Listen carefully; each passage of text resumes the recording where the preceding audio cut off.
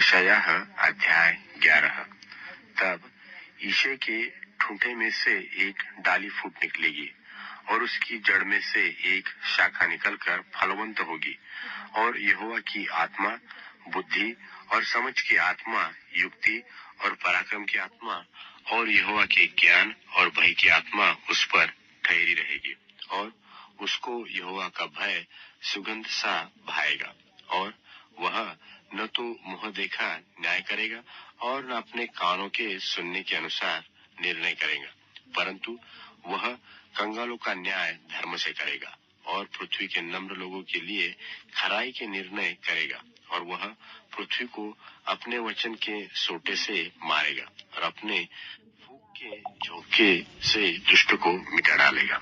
और उसकी कटी का फेटा धर्म और उसकी कमर का फेटा सच्चाई होगी।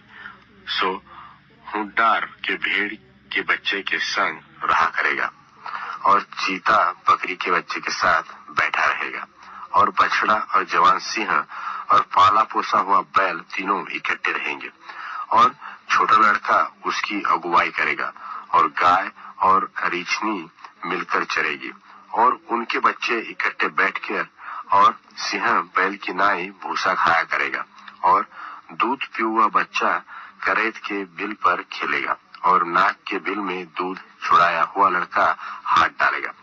मेरे सारे पवित्र पर्वत पर न तो कोई दुख देगा और न हानि करेगा, क्योंकि पृथ्वी यहोवा के ज्ञान से ऐसी भर जाएगी जैसा समुद्र जल से भर जाता है। और उस समय ऐसा होगा कि यिशै की जड़ को, जो देश देश के लोगों के लिए एक चिन्ह है, सब राज्यों के लोग ढूंढेंगे, और उसका विश्राम स्थान तेजोमय होगा।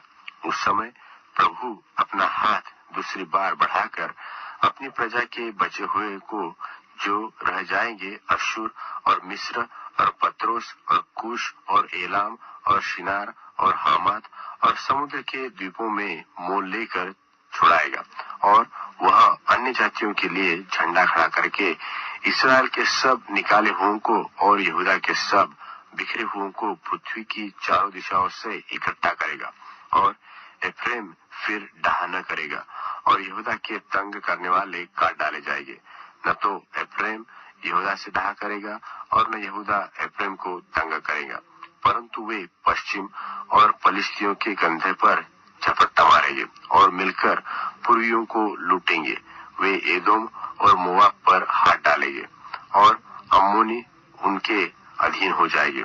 और यहोवा मिस्र के समुद्र की खाड़ी को सुखा डालेगा, और महानद पर अपना हाथ बढ़ाकर प्रचंड लोगों से ऐसा सुखाएगा कि वह 7 धार हो जाएगा, और लोग जूता पहने हुए भी पार हो जाएंगे।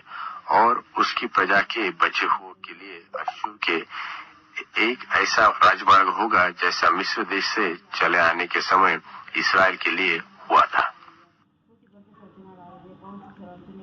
यशायाह अध्याय 12। यशायाह अध्याय 12। उस समय तू कहेगा कि हे यहोवा, मैं तेरा धन्यवाद करता हूँ, क्योंकि यद्यपि तू मुझ पर क्रोधित हुआ था, परंतु अब तेरा क्रोध शांत हुआ और तूने मुझे शांति दी है।